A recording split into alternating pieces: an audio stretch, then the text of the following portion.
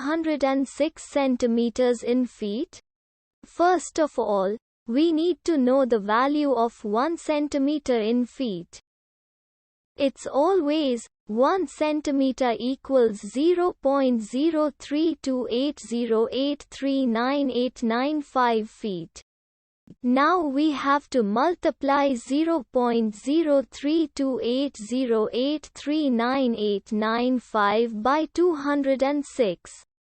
Therefore, 206 centimeters times 0.03280839895 feet equals 6.7585301837 feet. So, in other words, 206 centimeters equals 6.7585301837 feet. We hope you have enjoyed this video. Please like and subscribe to our channel for more videos like this.